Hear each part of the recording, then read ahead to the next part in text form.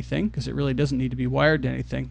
I'm going to simply delete all of the wire parameter information, and I want to take the value of the upper limit and make it 0.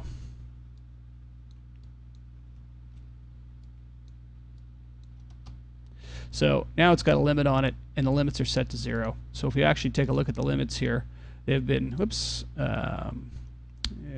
again, I went and did it again. I doubled it up again.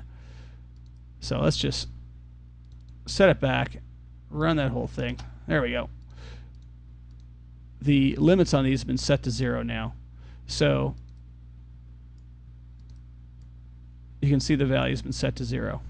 So now you actually can't move it back and forth, even though you can grab that Z axis, but now you can actually grab the icon properly for XY. Strangely enough, that's tends to be the best little workaround for it. I've included the script and the control object so you can rip apart how this is done and how it's set up. In this Max 8 Extras, we're going to look at two new tools.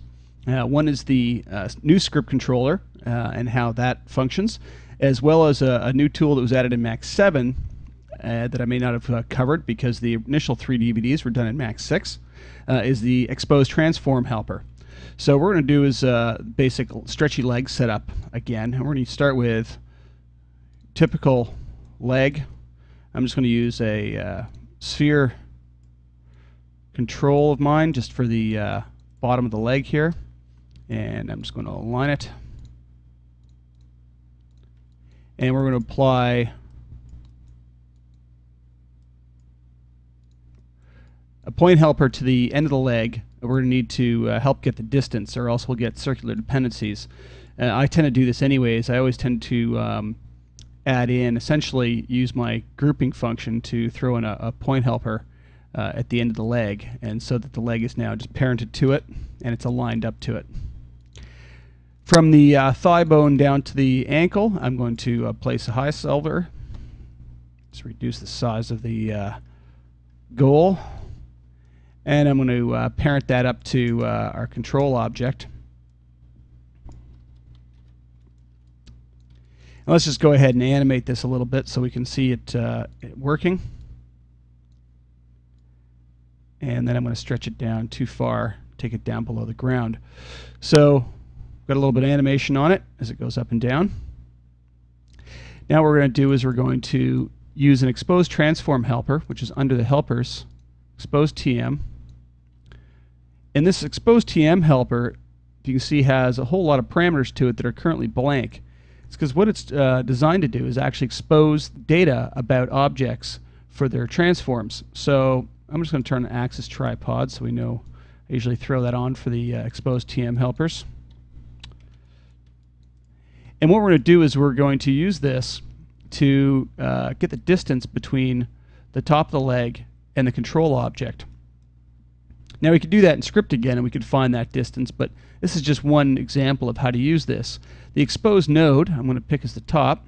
It automatically picks the parent node for you, and since there's no parent to this, it's picking the world, and it's giving you the distance between this and the world. What we're going to do is we're going to say pick the parent, and it's going to be the ground sphere, and so there's the actual distance. What I'm going to do is I'm going to pin the stack here so we can keep looking at the expose transform, and you can see the numbers changing. One is the local position, as well as world position, the local angles between them, and the world angles, distance, and the angle between the objects. So we can get a whole bunch of information from the expose transform helper to be able to help drive things. It's also very quick doing it this way. Instead of trying to extract angles out of joints using expressions or using script controllers, the Expose TM will do it quickly. We just need to connect or wire even just up to these parameters that have been exposed now. In our case, we're going to use a script controller and show you how to use the new script controller that is name independent, where we can add variables just like you do in an expression controller. To stretch this leg, we're going to move it along like we did in previous examples. Move